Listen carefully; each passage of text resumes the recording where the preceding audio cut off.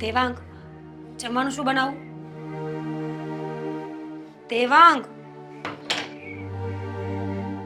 અરે તમને કહું છું. હા, અરે શેનું શાક બનાવું છે એમ પૂછું છું. બનાવી નાખ ને.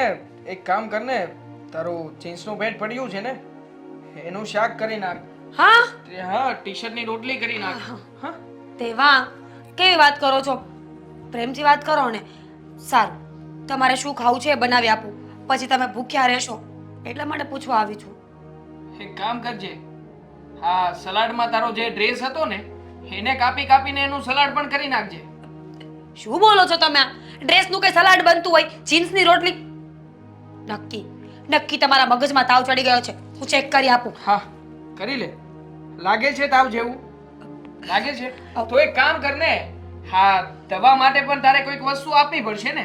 તો દવા પણ કંઈક મોડર્ન કપડાની બનાવી નાખજે ને, એ પી લઈશું. શું બોલો છો તમે? આ શું થયું છે તમે મને કહેશો? જો, તમને જે પણ પ્રોબ્લેમ હોય ને એ તમે મને ક્લિયરલી કહી શકો છો. તમે મારા પતિ છો ને, તમે ગમે તે શબ્દ બોલશો ને, કઈ નહીં બોલ. જ્યાં સુધી મારાથી સહન થશે ત્યાં સુધી. હા, કઈ નહીં બોલે, પણ કપડાનો ઘા કરીને ચાલી જઈશ. ભૂલી ગઈ તું? યાદ છે મને હજી? પણ એ તો મારા કપડાં હતા ને દેવાંગ. હું મારા કપડાને ફેંકી દઉં, રાખું, ધોઉં, ના ધોઉં, બધું કરી શકું ને. મારા કપડાં હતા ને એ તો. હા, તો કઈ વાંધો નહીં.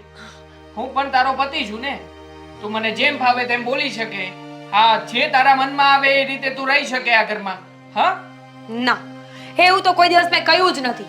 તમે મને કહ્યું ને કે સાડી પહેરજે, ત્યારથી હું સાડી પહેરું છું આ ઘરમાં. ક્યારે તમારી વાત ન માની? આ જમવાનું પણ તમને પૂછીને બનાવું છું. બોલો, આટલું આટલું રાખતા રાખતા પણ માણસ આવું બોલે ને ત્યારે દુઃખ બહુ થાય હો. અચ્છા.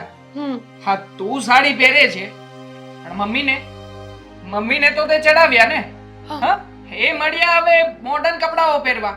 રોજ જે ડ્રેસ પહેરીને મારી સામે આવે છે. હવે તું વિચાર તો કર, મારા જ મમ્મીને મારે ડ્રેસમાં જોવાના. પણ અરે કેટલી શરમ આવે મને. પણ શું કરી શકું? કઈ નથી બોલી શકતો એમની સામે. પણ આ તમારી વાત ખોટી કહેવાય. હા, મેં મમ્મીને આવું કઈ નથી કહ્યું કે તમે ડ્રેસ પહેરો કે ટ્રેક પેન્ટ પહેરો કે ગમે તે. મમ્મી એમના મરજીથી બધું પહેરી રહ્યા છે, તો મારો શું વાંક? ચાહે તો તે જ કર્યું હતું ને. હા, સાડી પહેરવાની કે ડ્રેસ પહેરવાની વાત તો તારી અને મારી વચ્ચેની હતી. ત્યારે ત્યાં કોઈ હાજર નહોતું. પણ હા, વાત તે કરી દામિનીને. દામિનીએ વાત કરી મમ્મીને.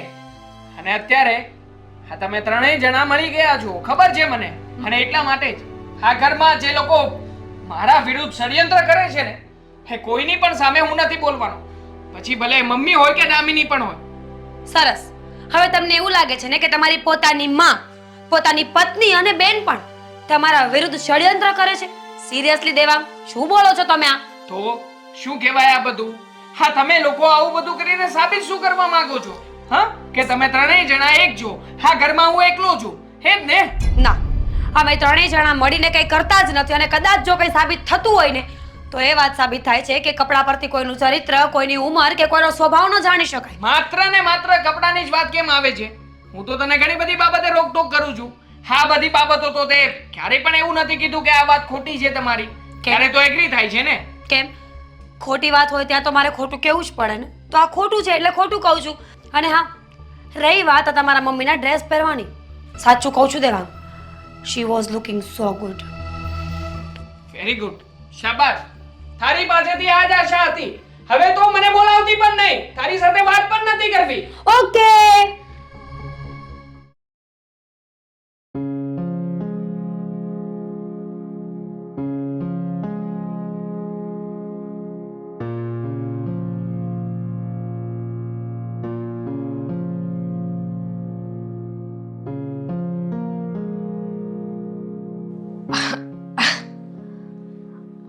ઓહ માય ગોડ. મમ્મા, એક મિનિટ. હા, ફૂટ્યા. આ શું હતું? શું હતું? અરે હજુ એક તો બાકી રહી ગયું. ખબર છે પેલું આ હોમ શાંતિઓ મૂવીમાં છે, એમાં દીપિકાને જોઈને શાહરુખ ખાનનો શું હાલ થઈ જાય છે. ઉફ, મમ્મી પકડજો. બસ. ઓવર એક્ટિંગના પૈસા કપાઈ જાય બેટા. પણ મમ્મી સાચું કહું, તમે બહુ જ મસ્ત લાગો છો. અને આવી રીતે પહેલા આવો ને તો મને ખાલી ઇન્ફોર્મ તો કરી દેવું જોઈએ. શું કામ ઇન્ફોર્મ કરું? હા, વોર્નિંગ આપીને આવાય, જેથી કરીને મને હાર્ટ એટેક ના આવી જાય. હાર્ટ એટેક આવી ગયું હોત તો એ વાત તો સાચી છે, પણ હાર્ટ એટેક તો નહીં, પણ આ જે ઝટકો તને લાગ્યો ને એ ઝટકો દેવાંગને આપવાનો છે. હા હા આવશે જ ને, શું કામ નહીં આવે. અરે તમને આ ટ્રેકમાં ટી શર્ટમાં જોઈને મારો આ હાલ છે તો ભાઈને જોઈને શું થશે? એને તો તમને ડ્રેસમાં જોયા હતા ને ત્યાં જેની બોલતી બંધ થઈ ગઈ હતી. પણ આમાં હવે એને માની જવું જોઈએ. હવે અહીંયાથી મારી કેપેસિટી પૂરી થઈ જાય છે. કઈ વાંધો નહીં મમ્મી, આપણે છે ને એટલા બધા એફોર્ટ્સ નાખ્યા છે, એટલી મહેનત કરી છે, ભાઈ કેમ નહીં માને? તને ખબર છે તે દિવસે જ્યારે એણે મને ડ્રેસમાં જોઈ ને ત્યારે એના રિએક્શન આવું હતું. તો આજે તો ખબર નહીં એના રિએક્શન કેવા હશે. મમ્મી એડવાન્સમાં હોસ્પિટલે ફોન કરીને રાખવો છે, એમ્બ્યુલન્સ મોકલી આપે. ના, હવે વધારે પડતું જ બોલવા લાગી છે.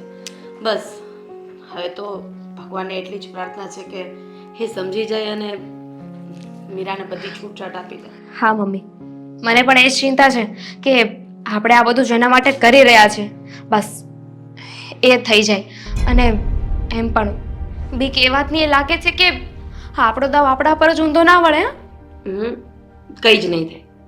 જ્યારે ભગવાન ઉપર પૂરી શ્રદ્ધા હોય અને કોઈ સારું કામ કરતા હોય ને તો ભગવાનને એ કામ કરવા માટે આવવું જ પડે. એટલે આપણો દાવ સીધો જ પડશે. હા બસ હવે આ છે ને આપણી છેલ્લી ટ્રાય છે.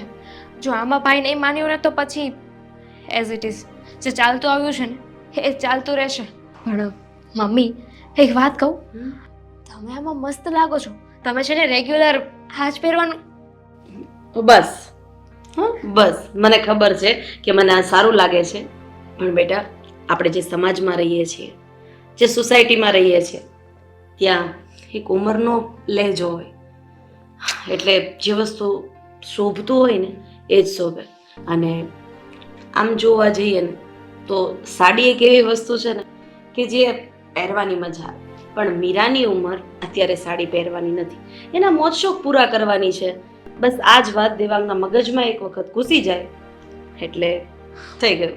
હા પણ ભાઈને જોઈને મને ક્યારેક ક્યારેક ડર લાગે છે. કઈ વાતનું? મમ્મી આપણા જ ઘરમાં મારો જ ભાઈ આવો છે, એની વિચારધારણા આવી છે. કાલે સવારે મારા લગ્ન થશે અને જો મારા સાસુ સસરા આવું વિચારતા હશે તો? શું કામ ચિંતા કરે છે? અરે કંઈ જ નહીં થાય, કારણ કે અત્યારના આ સમય પ્રમાણે આવા લોકો તો 1-2% હોય છે. બાકી બધા અત્યારે સમય પ્રમાણે સુધરી ગયા છે અને સુધરી પણ જવું જોઈએ અને સમજી પણ જવું જોઈએ. અને હું એવું નથી કહેતી કે આપણે સંસ્કૃતિને મૂકી દેવું જોઈએ, સંસ્કાર વગરના થઈ જવું જોઈએ, મર્યાદાને મૂકી દેવી જોઈએ. સમજુ છું, જેવો સમય એવા કપડાં પહેરવા જોઈએ. હા અને બેટા બધું થઈ જશે, ઘીના ઠામમાં ઘી પડી જશે. હા તો ચિંતા નહીં કર. પણ તમારે છે ને અત્યારે આવી રીતે કોઈની સામે નથી આવવાનું. હું છે ને આ વાત ભાભીને કરીને આવું છું. અરે રેવા દે ને, પણ શું કામ ભાભીને કરવી છે? બિચારી એનું કામ કરતી હશે. અરે હોય કઈ, અરે ભાભી તમને જોવે તો એ પણ થોડા ગાંડા થાય કે નહીં કે વાહ શું લાગે છે મારા સાસુ, હું આવું અત્યારે જ કહીને આવું છું. અરે પણ ચીમલી મારી વાત તો સાંભળ. હેલો મિત્રો, જો તમને અમારો વિડીયો પસંદ આવ્યો હોય તો અમારી ચેનલને લાઈક કરો, શેર કરો અને સબસ્ક્રાઇબ કરો. Thank you.